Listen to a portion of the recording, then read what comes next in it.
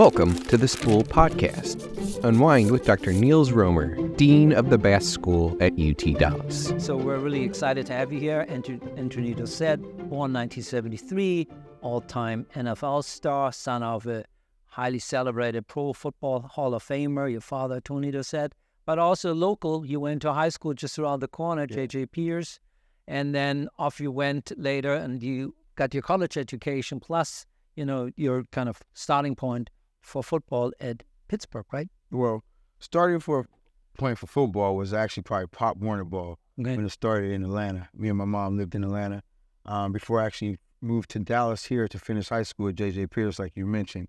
But of course, to actually, I guess you could say, to the propulsion going to the NFL definitely started at University of Pittsburgh. So one thing, I'm really interested in kind of understanding a little bit more is, so as a university, we celebrate often the number of first-time students that we have, really opening up opportunities. So most of those students that come to us, the age of 18 or 19, they're more likely going to step into something that chances are nobody at their home had ever done. Nobody even had thought about this much. And so they're really going into an entirely new world by the day they step on our campus, and then hopefully have a way of figuring out who they want to be and how to get there and so on and so forth.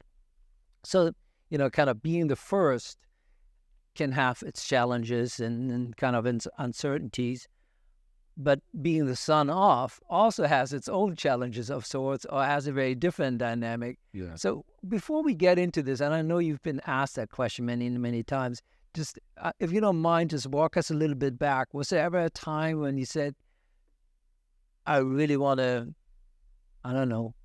become an artist, or I want to, make pizza, or I want to, or was it always clear what you were going to do? There was really never a plan B. There was always, I'd have to say there was one after plan A. Okay. The goal and the dream was always, of course, to play professional football. And I'm sure, growing up in my neighborhood, I grew up a lot of different places. Spent time in West Virginia, spent time in Western Pennsylvania, lived in Atlanta, came to Dallas, and everything else like that as I was growing up. But for me, it was always two things. Number one, I wanted to be a professional football player. Number two, I wanted to take Ed Bradley's job on 60 Minutes when he retired. And so those were always my main two sticking points in the goals for me growing up, and still to this day. So let's stay with this just for a moment, these big goals. So obviously in your case, thinking about professional football player as your career and being close to your father were one and the same, right? So as a kid, one of the stories that is often told about you played with the microphones on the sidelines of the Dallas Cowboys of sorts, right? And playing is maybe not the right word, but in other words, for sons often, I think they try to follow in the footsteps of their fathers, partly because, it's there and, they learn about it, but it's also the best way to be with their fathers of sorts. Would that have been also important to you, as a kind of feeling of that connectedness there? So I'd have to definitely say that, when you're growing up and you're watching your parents are probably your first role model. Right. You know what I'm saying? And the first people that you probably imitate the most. But I would have to say that with football being the type of sport that it is, with me being from my family and just the town that I grew up in Western Pennsylvania and West Virginia, like I said, football was like everybody's goal and everybody's dream. So for me, it was definitely a way for me to, I guess you could say, stay or be a little bit closer to my dad, but I don't want to say more so than anything, it led me into playing sports so I could actually have more time with my dad. It was a love for the game that actually brought me into the game. And I guess coming to Richardson or Dallas was then at the time when you got here was another kind of center of football frenzy, and so you moved into a good place. But so obviously, you just mentioned role model, your father, but there would have been also your mother. Yeah. So how much of a role did your mother have in bringing you up and kind of bestowing, some kind of key ideals upon you in terms of the things that you value? Where should I begin with that? First of all, I was raised in a single parent home. You know what I mean? So my mother was a primary caregiver. My dad was here. I came down to Dallas for every school vacation. Anytime we didn't have school, summer, Christmas, all that kind of stuff, and everything else like that. And certain times during the year with certain games and everything else like that. But my mother was the mainstay. She was, like I said, the disciplinarian. She was mom and dad for a while.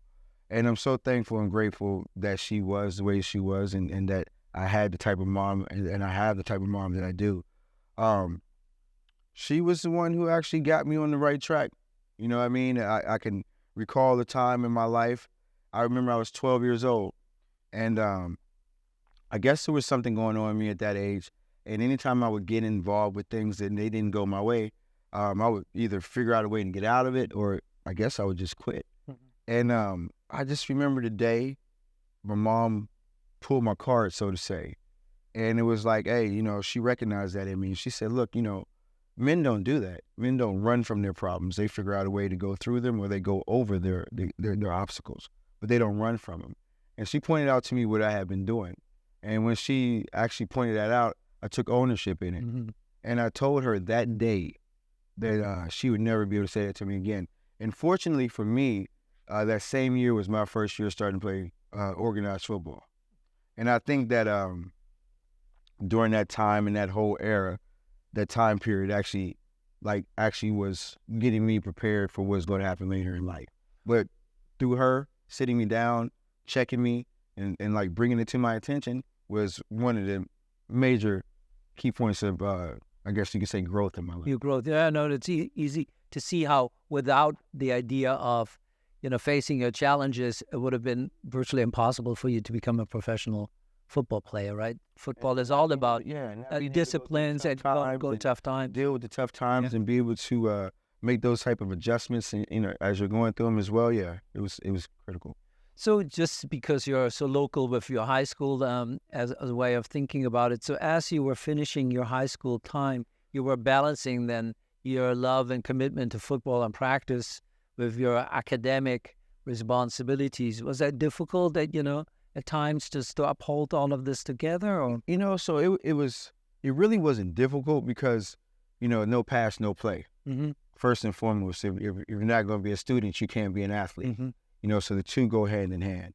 Now, I will say the biggest difference happened when I did move down here. I started going to J.J. Pierce. And my first day at Pierce, they were telling me about the school had won the academic decathlon. I had never even heard of an academic decathlon, let alone knew what it was. So, and then coming here, I moved here from Atlanta, Georgia. I was going to a school in Atlanta called Redan High School at the time. And once I moved here, back there, I was in a lot of, like advanced classes and everything else like that. Got here and was in some advanced classes at Pierce and realized it was a totally different advancement than what I had been doing before, needless to say. So, but the emphasis was still the same here. And my dad had the same emphasis too as well. If you're going to play sports, your grades got to be up. And then just outside of all that, we made sure that the grades had to be where they were, regardless if sports was going to be there or not. So is it in the end, like both in the academic, work that you have to do as well as in your practice, it comes down to discipline and structure and ownership? Without question. And you also, that teamwork stuff is not just about in sports. Right. You have to have that good support system on and off the field. And unfortunately for me, my parents were, supportive, and my entire family was the same way. So, I think that at an early age, and you talked about being the first and then being the second. Well, with that second, sometimes there is going to be some type of expectation sometimes and everything else like that.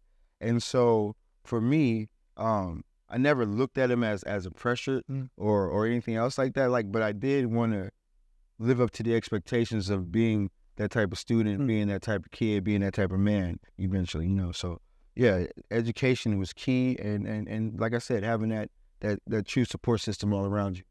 No, I can see that. So if one Googles you, obviously, one learns a lot about your football career. But I do want to ask a few things about your time at Pittsburgh. I visited Pittsburgh a couple of times, and you went to the University of Pittsburgh. Its hallmark is this gigantic tower of learning, Cathedral of Learning, which these, really exciting, different, cultural Awesome. places of learning, so you get to understand that traditional learning maybe in a kind of Scandinavian context look different than in India and so on and So so you forth. really went through the building. Yeah, man. no, I went through That's the whole. awesome. Yeah, no, That's awesome. no, it's incredible place. Really, really exciting to look through and really to understand also how learning is facilitated in different ways. Some of the spaces, had their seats all in rows. And someone would have been lecturing up front, and other ones was all around. So some have more collaborative learning environments. But it's just I love that space. So whenever I go there, I kind of drag my sons. Like, okay, let's go again through the Cathedral of Learning. That's one of my favorite. That's one of my favorite buildings on campus too. Did you, when nowadays when you go and visit, you're like as a tourist, and so you buy your little ticket and they allow you to go through it. But you at the time, you would have still been able to study in there, right? Oh yeah, I had many classes in the Yeah, cathedral. it had classes in there. Wow. No, I always fantasize about how kind of how the cathedral. I mean, also the big halls and all. Oh yeah, Really impressive. the majority of my classes actually on campus, probably for that entire time I was I had more classes in the cathedral learning than anywhere. No, it's an incredible place. So I'm not surprised that you remember it also all that well. So what did you study in Pittsburgh? So originally when I went into Pittsburgh, I went into Pittsburgh as a business econ major. Okay. I had a teacher at J.J. Pierce, Coach Munjoli. He was a soccer coach and he was the economics teacher, and just had such an impact on me. Just as the man that he was and as the teacher that he was. And I never played soccer or anything, so he never coached me. But it was just the way that he, was able to reach me in class. And literally, like, I knew that, like, from that point on, I was like, man, I want to go teach economics. I want to be like Coach Manjoli. And then, but I also knew at an early age that I wanted, like I said earlier, that I really wanted to take Ed Bradley's job on 60 Minutes. And so, unfortunately, Pitt didn't have a media broadcasting program in school, so it wasn't offered.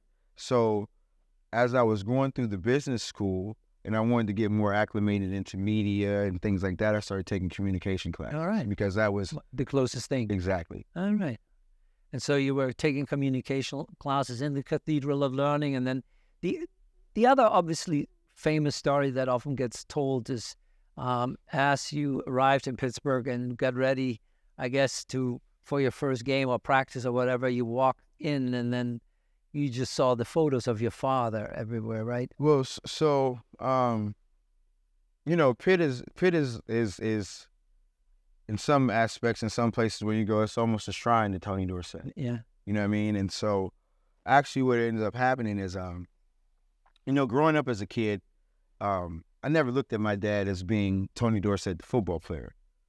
He was my dad. Yeah, Dad. You know what I'm saying? And so, and with that, like, I was never in awe of, like, no, don't get me wrong. Like, I was in awe of what he was doing. But also in awe of your father. I mean, But like, he wasn't the celebrity. He wasn't, so, and then I get to the University of Pittsburgh, and it's like you're what I had was so naive with before, and say ignorance is bliss a lot of times. So of course I knew who my dad was in football, and I knew what he had accomplished in football. And let me backtrack. I knew who he was. I didn't know who he was in football until I got to the University of Pittsburgh. Okay, to put it into a different realm and a different perspective, my dad is like one of 10 people in football history to have all the accolades, all the trophies, all the honors, all the awards, and he has Super Bowls, Heisman Trophy, national championship, and I mean it goes on and on. But he's one of 10 people that ever played a game to have all of them. Right. And so as a kid, you of course, you're not looking at the trophies. I see the Heisman Trophy in the house, and I walk by it all the time, but, I'm not getting caught up in that stuff. And when I got to Pitt, it was one day, a couple different times this happened, but one day walking to the Cathedral of Learning, and I got my head down, and I'm walking, I got my backpack on, I may have been listening to some music or whatever, and as I'm walking, like, probably still with a Walkman back in the day, right? Exactly. Yeah, or the CD player. Yeah, with a real CD player. That's right. You know what I mean? So I'm on my way to class, but my head's down. And as I'm walking, like, my dad's name is literally etched in stone on the walkway to the Cathedral of Learning with, like, say, some Olympic people that we have there, astronauts. I mean, he's right there with every person who's ever done anything major from the University of Pittsburgh. All right. And that's, that's not looking up. That's, like I said, I'm walking, looking down. And another time I was actually sitting in the cafeteria, one of the cafeterias on campus, and I happened to be with one of my track mates. I ran track at the University of Pittsburgh too. And I happened to be one of my track teammates. His name was Wes Alexander, because we just had this conversation a few months ago. And as we're sitting in there, the whole wall in the cafeteria is Tony Dorsett. His Sports Illustrated covers, his Heisman Trophy stuff. I mean, it's just like a wall just of my dad. And I'm sitting there and I'm eating, and Wes is sitting next to me, and it hit him at that moment. So you looked at the wall and then looked at you, and he's like, "Dang, man," he said, "You got to be tough." And like me growing up and then not knowing anything else, I was like, "Hey, man, that's just my dad." And when we talked about it not too long ago, he was like, "That's when I knew that you were good with it for real." He said, "Because I'm sitting in there like, I'm feeling it for you." Like overwhelmed. Yeah, you know what I'm saying? And he was like, "You literally just looked up, looked at me, and looked around. I was like, hey, man, that's just my dad." And you just kept it moving. Yeah. And for me, it was the balance that I had from my family, my mom, both sides of my family, being able to share time in places like Aliquippa, Pennsylvania, and certain parts of Ohio and West Virginia, and then seeing my family. I come from a family of addiction on both sides of my family.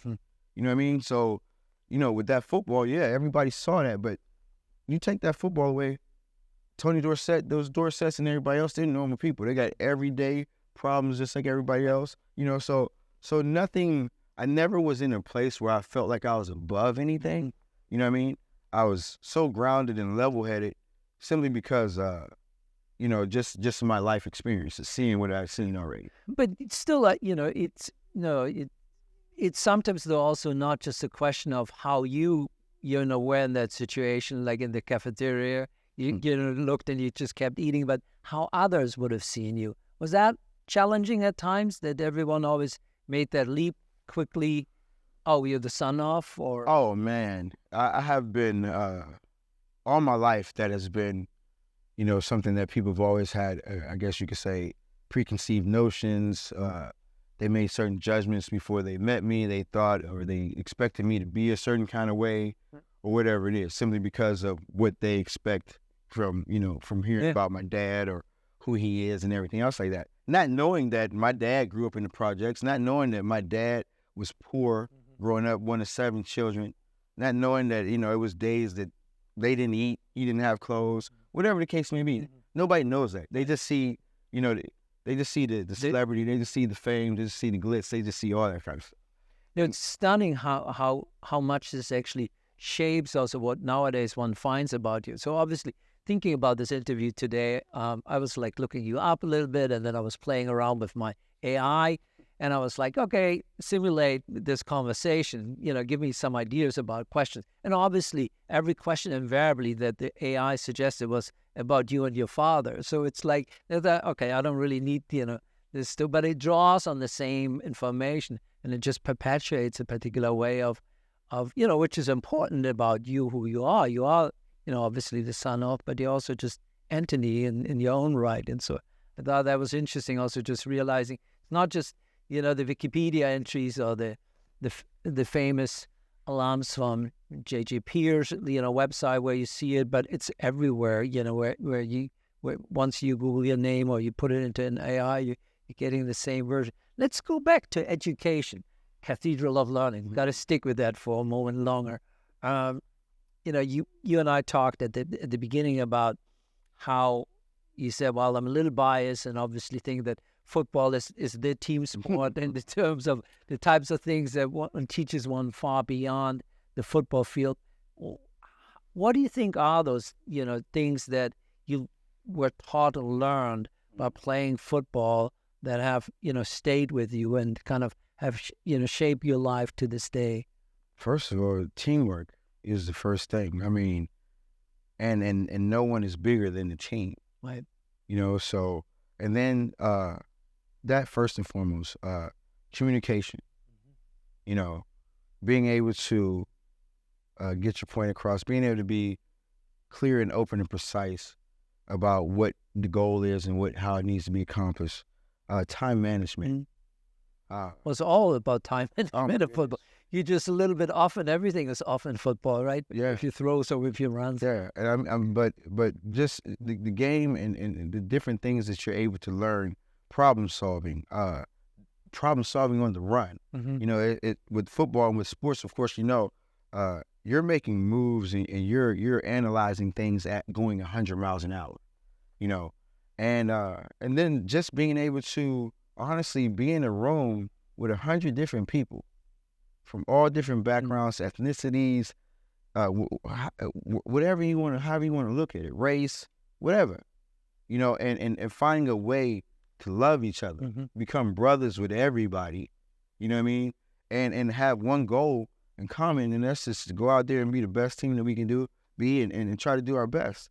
And so that the teamwork thing just is so broad, but has so many branches. No, I think that's really also something that resonates for us. I mean, we've been, I've been telling you on the stage, we're graduating our students, they're crossing the stage, I shake their hands.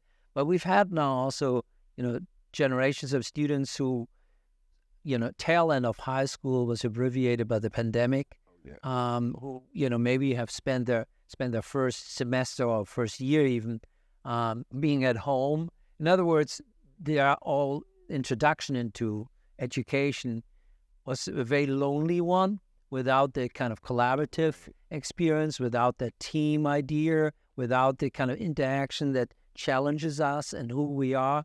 And so for many of them, when they eventually arrived here, this was, oh my, this is like a big campus. They're not all like me, and they're, I have to show up for different times of the day and so on and so forth. So I think these very ideas resonate very strongly now with us, because we have recognized, well, when they're not there, when this, collaborative, opportunity of learning is not there in this case because of the pandemic, that there's really something very, very critical missing in education. But, for students in high schools, whether, it's football or band or orchestra, I guess it's like you said, it's that opportunity to be part of something that only together can be accomplished. You can't be an NFL team by yourself. You can't be an orchestra by yourself. And I think that's sometimes something that, we easily forget. So much about our education is built around, the ideal of one's individual success, one's own pursuit of happiness, that we start, sometimes to neglect the fact that, we can do actually far better if we get there together. And I think that's also really important for us. Again, when it comes to college experience, that we want to, teach kids in particular that ability to collaboratively work, recognize each other and our differences. We have students from 100 different countries here on campus, but also this problem solving. I mean, this is like the fun stuff these days with, I talked about AI a moment ago, but these days, information is readily available. When I went to high school, or even when you went to high school, sometimes we still would go to the library and pick out encyclopedias and things like that, have fat books. Britannica right? encyclopedia. Yes. Yeah, I try to tell my son about those things. So nowadays, it's like if education is about information, well, information is right here. We have it on our phone, but it's about what to do with it and how to apply it and how to use it to solve problems. That's, I think, the bigger challenge. Just as much, it would have been a challenge in any one of the games, how to face the other team and how to solve the problem of how to win, I guess, right? Yeah, I mean, and it's not information. You can't solve this just by memorizing the statistics or something like that. No, and then learned experiences, like you said, are always going to be it. One good thing about sports is, through the process of preparing for a team, and back then and now today, you have so much information out there, from video, from the games that they played before, to cut-ups, to actually how a guy even trains in the off-season now. It's like that stuff was never readily available to us when I was growing up. I try to tell my son all the time now, like you can actually post something about you on social media. when I was growing up, you had to be so cold and you had to be playing so hard that it was a magazine that would write about you. It's like every quarter, Streets and Smith, I think it was. You know what I mean? And so to be able to, like as a kid, walking into a bookstore or a grocery store in the magazine rack and trying to go find your name in a magazine, hoping that there might be a glimmer of hope for you throughout the country. And now, right now, all you got to do is download it, ship it out, and it can hit every coach everywhere in a matter of seconds. Totally different scenario. So you just in passing mentioned your son. So the love for the game, does that continue in your family, or are we moving to chess or some other sports? What are we doing? So fortunately for me, man, I actually come from a family that's had a lot of athletes in it. Everybody associates football with me and my dad, but that year my dad was drafted. My dad was like the number 3 pick that year. My cousin Gary Jeter, who played at USC, was either the number 5 or number 7 pick in the same draft. All right, I've had multiple cousins play in the NFL, cousins play Major League Baseball, basketball overseas, professional track athletes, you name it. You know what I mean? And so I come from a family that has been, had a lot of athletes in it. It's been a pretty athletic family on both sides, like I mentioned. So for me, it was just the process of just figuring out exactly what I wanted to do.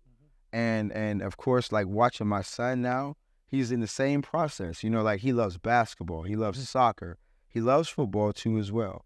And so there's never... How old is he? He's 10 years old. Okay, well, yeah. When you're 10, there are all kinds of things you love, right?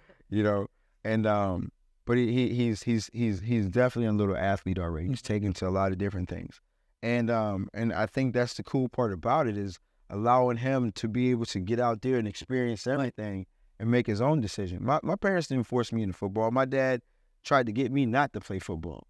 You know what I mean? Yeah. I mean, my dad actually did not. And then when I decided to play, he wanted me to play quarterback because he felt like it was the safest position on the field. And with my kid, I tried to do the same thing. I was like, okay, well, I wanted my son to be the quarterback, but not only because of the safety of the game and how the game has changed for quarterbacks, but more so for the leadership and then everything that it teaches you as the leader of the team more so, and everything that goes along with that. But he likes to catch the ball. He likes to run the ball. Right. And so, he rather... Is he fast? Oh, yeah. Like, that was the first thing that I think everybody picked up on about him, was that he was fast. And you're fast, right? Yeah, I was pretty fast. I was pretty fast. But I think that with him, he's at a different place than I was at 10 years old. Right. I mean, I think that with, number one, I'm with him almost every day, if not every other day. You know what I mean? He lives with his mom as well. We have 50-50, 50-50 custody, and I'm in the same city. With my dad growing up, I was in either West Virginia, Pennsylvania, or Atlanta. He was here in Dallas. I actually moved here to finish high school my junior year. But just the things that I'm able to do with my child on a day-to-day basis, and just to, it's helped. I could definitely say put him in a better place than I was at 10 as far as athletically. I mean, this boy is just all over the place with it. It's crazy. So now, after your professional career, that's, I think I just, mentioned already that you continued to be really fast. I mean, this was one of your other big accomplishments, right? You want to talk about your running?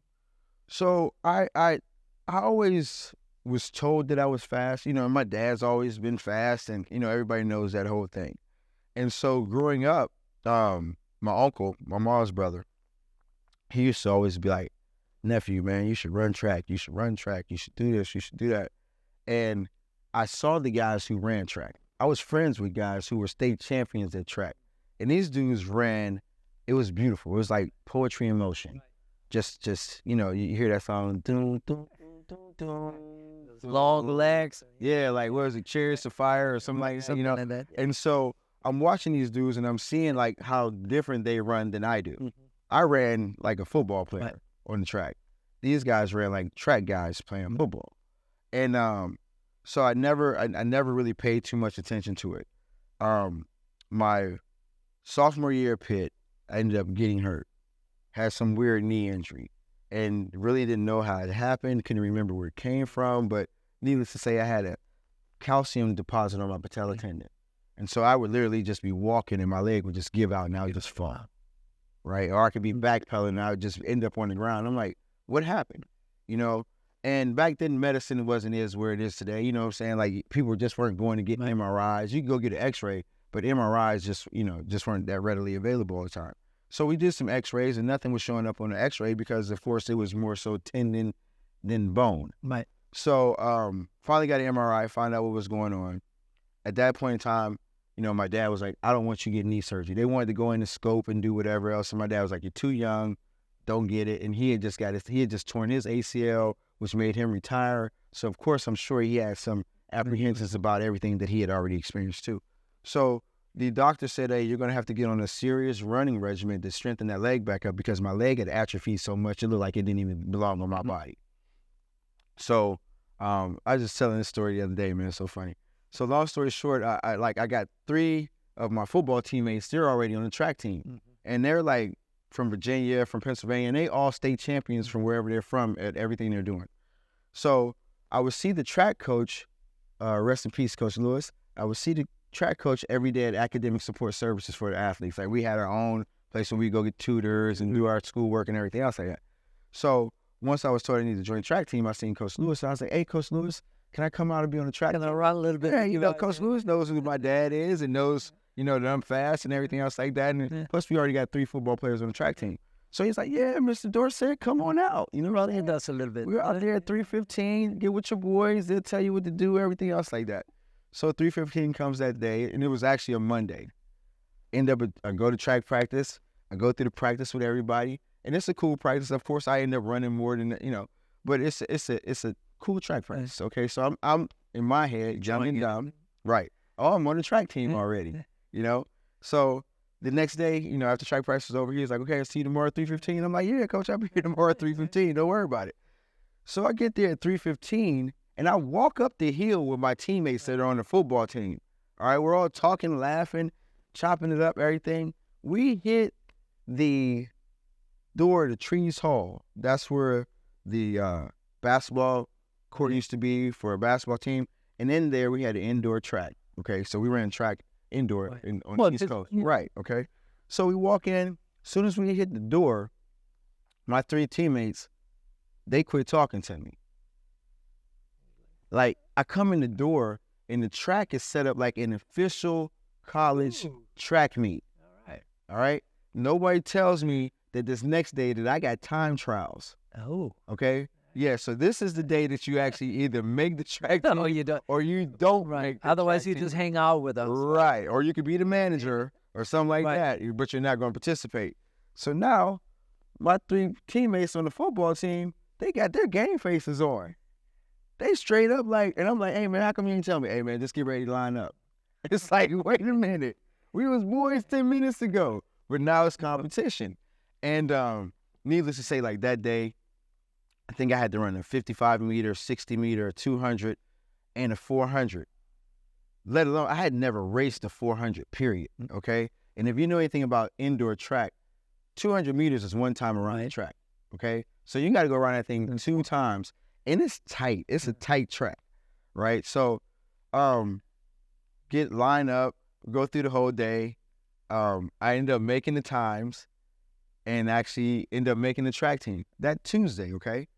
That Saturday, I was at the shoe. I was at Ohio State on campus running my first track meet against some dudes who were already, they had Chris Sanders who like qualified for the Olympics as a long jumper, a dude named Chris Nellums who was nationally, it was like, for my first track meet, I was thrown right into the fire.